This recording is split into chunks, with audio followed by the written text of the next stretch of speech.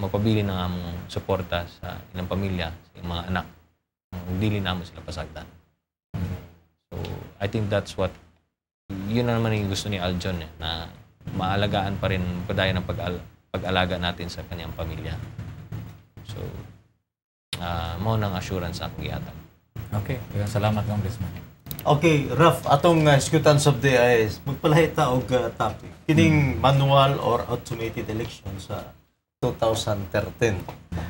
Kini Congressman Carlo Nograles ang Commission on Elections kung kumilik nagpasidaan nga ang nasod mobalik sa mano-mano nga eleksyon karong tuig 2013 tungod sa wala pa lagi ma-resolba ang gingon nga legal nga pangutana may kalabutan sa ilang pagpalit og PCOS machines nga gigamit niya tong tuig 2010 nga pinilay. Unsay imong reaksyon Congressman Carlo Nograles? Well, una sa tanan, na naman na, no? Nag-TR naman ng Supreme Court. Sa ako naibawaan, actually, kaya pa man kung tutusin, no? Kay sa May 2 ang oral arguments, no? Sa Supreme Court. So, pakikinggan ng Supreme Court ang oral arguments, ang lahat ng mga, ang katong nag-file sa complaint, ang depensa, ang Solgen, ang Solicitor General, ang COMELEC, pakinggan nila ang tanang mga parties to the case. That is on May 2. So, naay gamay nga window of opportunity, matod pa sa COMELEC, kung pananglitan human sa oral argument sa May 2, makadesisyon dahil ng Supreme Court. Makadesisyon dahil sila para makamove on ang COMELEC. Pero matod pa sa COMELEC, kinihanlan ang decision sa Supreme Court mugawas before June or at the very latest by June para makabuhat pa sila og laing pamaagi in terms of automating our election. Kay kung pananglitan ang decision sa Supreme Court will be okay, walay problema, ipadayon ang pagpalit ninyo sa PCOS machine, di all and good, well and good, no? Padayon lang gihapon ta sa PCOS machine. Pero kung ang decision sa Supreme Court pananglitan sa karong May or karong June is okay, illegal, unlawful ang pag-purchase sa PCOS machine, napay panahon ang COMELEC na mag-conduct og public bidding para sa lain na pong automated election machines. O naapay makasubmit pa og bid ang mga bidders. And kung kinsa man ang mudaog sa bidding, makahimo o makabuhat o laing mga computer, mga automated election machines para sa atong automated election. So, naapay gamay nga window of opportunity. Pero matod pa sa COMELEC, kung dili dayon makadesisyon ang Supreme Court, no? Kung pananglitan ang decision sa Supreme Court mo gawas December pa or October pa or maybe September pa, maglisod na daw sila. Maglisod na sila. But as far as the budget is concerned, na ang budget. No? As the question remaining lang is, do they have enough time to conduct the bidding in kaso sabihin sa Supreme Court nga illegal ang pag-purchase niya sa PCOS machine. Alang sa kasayunan sa tanan, ang nahitabo manggod ani is pag-conduct sa automated election last 2010, and then ang nag-conduct sa automated election was ang Smartmatic, ang Smartmatic team na group. In that contract, meron mang good option to purchase the PCOS machine. Pero kining option to purchase was only up to December 31 of 2010.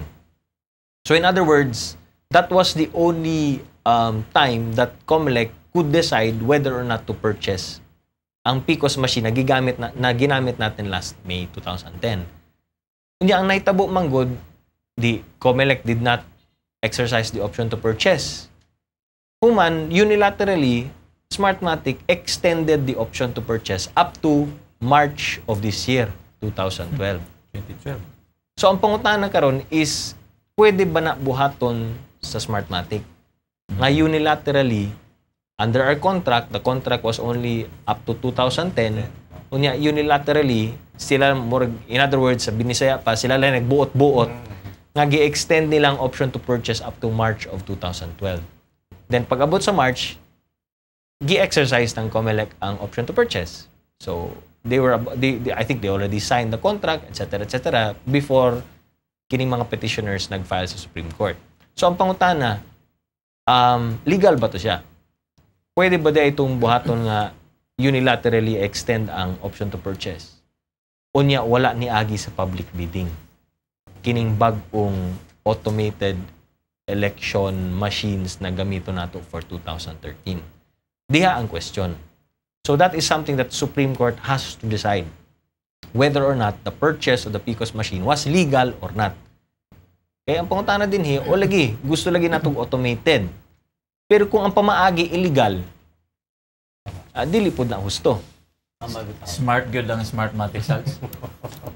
So lakip sa petition nga gipasaka sa automated election SWATs and the Solidarity for Sovereignty, ang mga pangutana sa integridad sa PCOS machines, so sa imong ikasulti ni may kalabutan, Congressman? Dugay naman na, no? 2010 elections padaan, daghan naman ng mga pangutana regarding sa maulaging mga questions sa glitches na ginatawag sa PCOS machine, no? Appeal na diha syempre ang katong sa flashcards, di ba? Flashcard.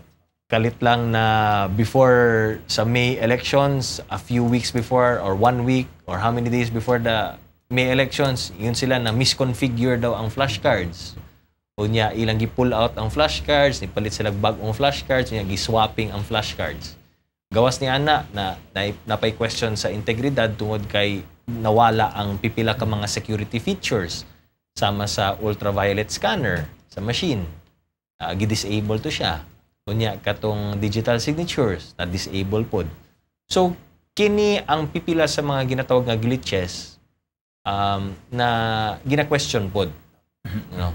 Because according to our contract with Smartmatic, kailangan itong mga security features had to be there, no?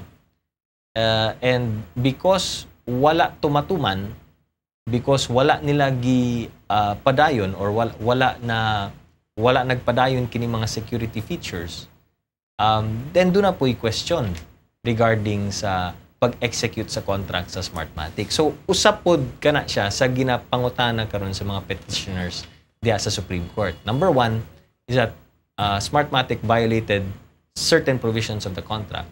And number two, kung nag-violate sila, nganong gi-reward man nato og another contract karong 2013 elections. Na dapat unta, no, in normal procedure, kung ang contractor nag-violate sa certain provisions of the contract, blacklisted na dapat to. But in this case, nag-violate sa certain provisions of the contract, na-reward pa yun tungod kay nakausab na pud siya og another kontrata sa gobyerno. Muna gingon smart na automatic pa. Smartmatic. Anyway, Congressman Carlo, si Commissioner Augustus or Gus Lagman, usa ka information technology expert, no, kaning IT expert, ug lumilihok sa ni siya alang sa usa ka limpyo ug ligdong eleksyon. Wala na siya gibalik sa COMELEC, no? Unsa sa tanaw nimo ang nahimong desisyon sa Malacañang na dili na ibalik si Commissioner Gus Lagman sa maong komisyon? Ug unsa pod kaha ang mahimong implikasyon niini sa katong kampanya batok sa pabor sa limpyo ug ligdong piniliay sa nasod? Ang nahitabo man gud diya sa kang Gus Lagman, wingon ta kung commissioner pero wala man madayon, is that na bypass na siya sa commission on appointments, no? So wala makumpirma ang iyang appointment. And I think this is already the second time na gi-bypass siya sa iyang appointment isip COMELEC commissioner. So ang proseso magud-ani, if ma-bypass ka sa commission on appointments, pwede na pud ka ma-reappoint sa presidente. And then balik na pud ka sa sugod or sa primero, no? So the commission on appointments magud will may hearing yan, and then pagbotohan yan sa mga members sa commissioner appointments whether or not to confirm you. So the president will appoint you as commissioner of COMELEC, but you have to pass through the commission on appointments for confirmation. So kung hindi ka ma-confirm sa commission on appointments, may option ang presidente to reappoint you again. So balik na pod ka. So reappointed na pod ka. Balik na pod ka dito sa commission on appointments, sa proseso for confirmation. Kung hindi ka naman ma-confirm, pwede naman kayo reappoint ng presidente. Hantod mahuman. Hantod mahuman. Hantod magsawa sila. But again, ang option sa presidente, kung hindi ka ma-confirm sa commissioner appointments, pwedeng sabihin ng presidente, okay, hindi ka man na-confirm, wag na lang natin ipatuloy. Mangita na ng kuglaing commissioner. Mao ni ang nahitabo kang lagman, kang gas lagman. So, wala na na-reappoint. Wala na siya ma-reappoint. Now, daghan ang speculation, daghan ang mga gawas na storya kung anong wala siya ma-reappoint. No? For instance, na ay pipila or usa ka senator na who is really against him. Na apoy ni gawas na balita na among the present commissioners sa COMELEC, usa lamang siya or nag-isa lamang siya sa nag-kontra or misupak or against dito sa Smartmatic. So, napoy na ng balita ni gawas. No?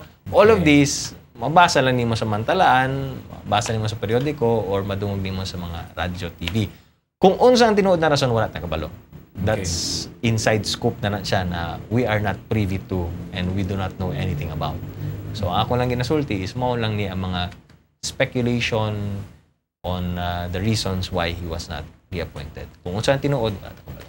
Congressman Carlo, kung imong kabubuton ang matuman, unsa imong gusto?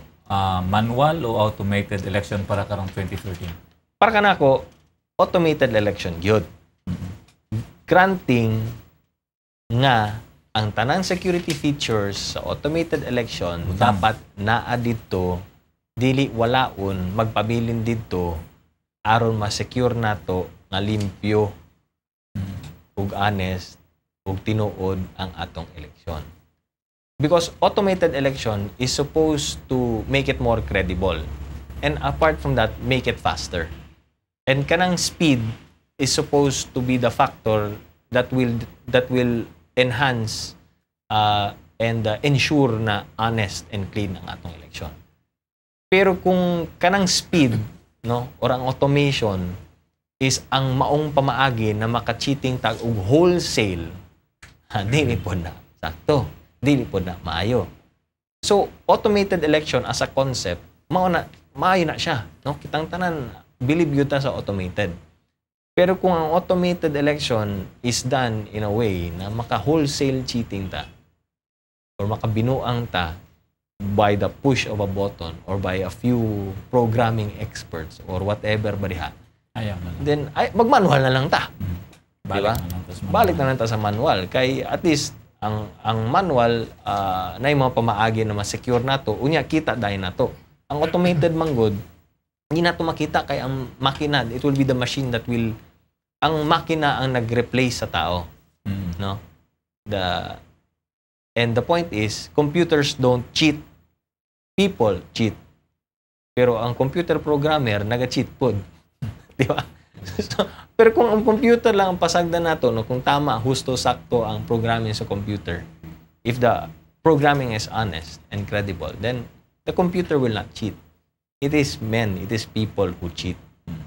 Diba? Mo na siya. That's why the concept is, gawas sa manual, mano-mano, kay mga tao lagi ang nagatikas, butang nato sa automated, kaya ang computer dili mag-cheat.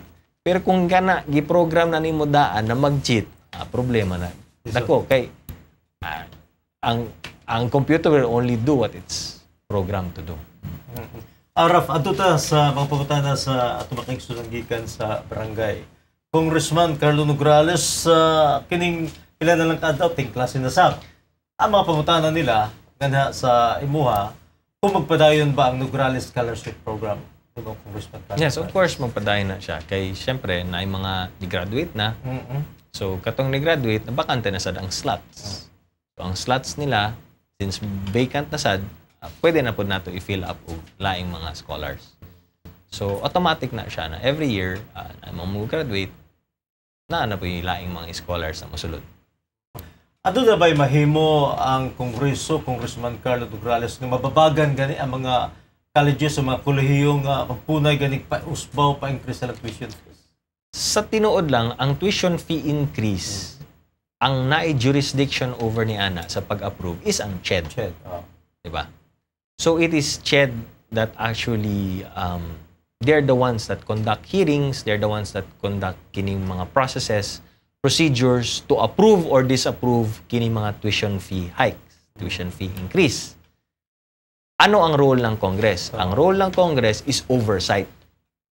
So, kung pananglitan, ang CHED, nag-abuso sila sa ilang gahom, ilang otoridad, sa ilang power, sa pag-approve sa mga increases, then Congress can come in, human sa among investigation, pag makita namong ingon ana ang naitabo na ay something questionable, then that's when we can exercise our oversight functions. Diya lang. Can we legislate na no tuition fee hike? Madugo yan. Diba?